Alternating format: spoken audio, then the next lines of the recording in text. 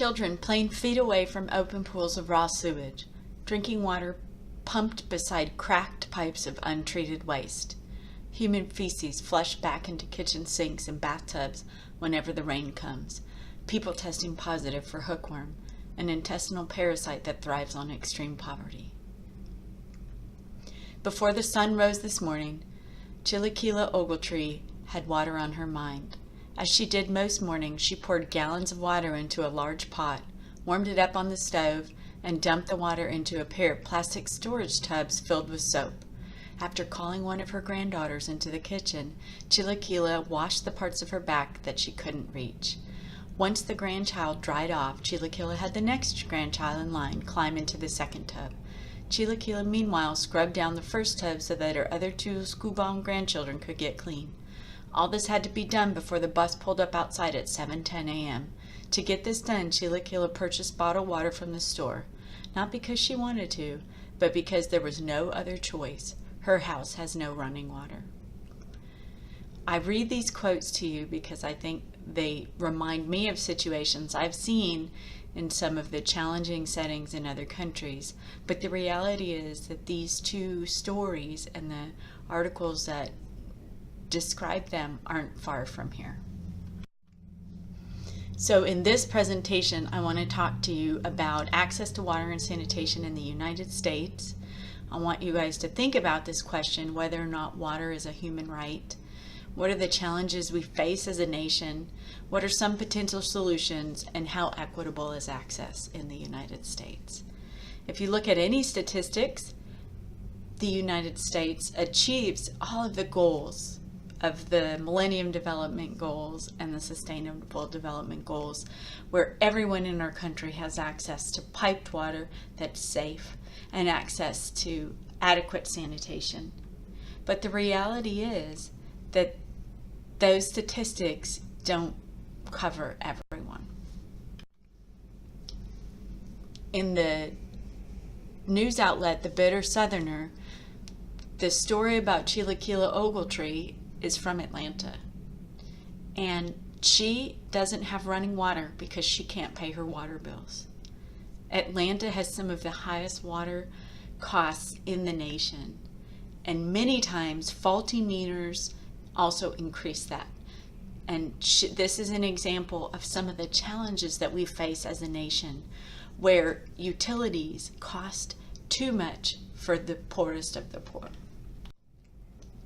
The other story about a parasitic disease known to infect people in extreme poverty is based in Lowndes County, Alabama, where researchers tested about 60 people and found that 1 in 3 showed traces of hookworm, a disease we thought was eradicated many years ago. This is an example of how communities that don't have adequate access to sanitation are at risk. In Lowndes County, either people can't afford to connect to sewers, their homes don't have a septic system, and many times sewage will just be carried to a pipe in the yard and it will go into a drainage ditch. And this may often cross places where wells are in the community. This is a picture from this article in The Guardian, which was published in 2017, and it shows Perman Hardy, where pipes from her neighbor's nearby trailer home pump sewage into the yard. The United States faces many challenges with respect to water, sanitation, and hygiene, although the majority, 99% of the population, do not.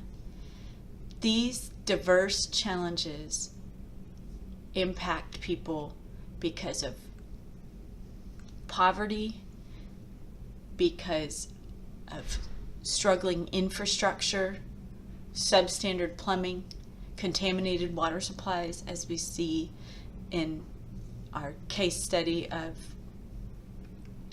Camp Lejeune, contaminated wells. Many people in the United States rely on wells that are on their own property that aren't managed or tested.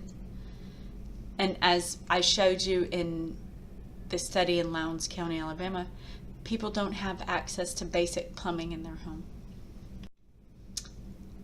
We're all familiar with what happened in Flint, Michigan, where thousands of people received drinking water that was contaminated with lead as the result of changes in the water from the water treatment plant. And as it went through the pipes, it drew lead out and pumped lead into homes, and especially the older homes and the population that's most vulnerable to lead contamination, people that are nutritionally deficient. And these are all examples of challenges we face in the United States.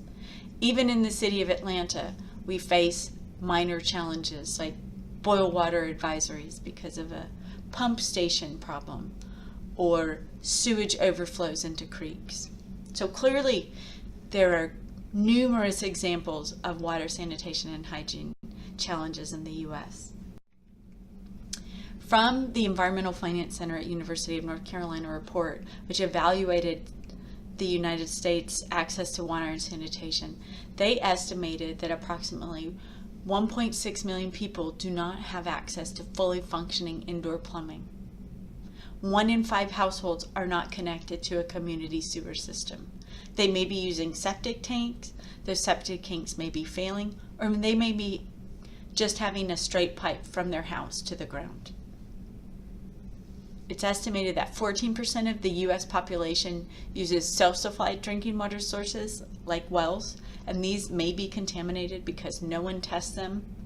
And 105 million people get water from public water systems that use groundwater, and a large portion of these have been found to be contaminated. Pesticides, nitrates, other contaminants. Community system customers struggle to pay for service, and affordability across regions is quite variable. And community system customers suffer from substandard plumbing, which can contribute to contamination issues such as lead. Even if all of the pipes of the water supply system in Flint, Michigan were replaced, there would still be lead plumbing inside homes.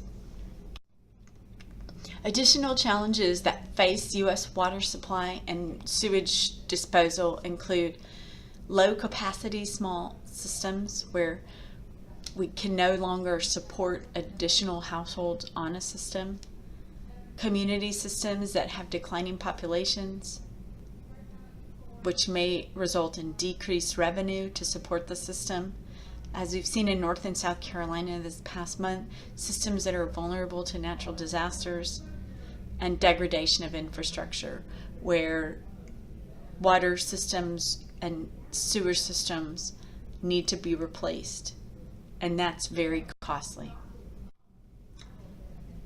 There are potential solutions, but we have to be innovative.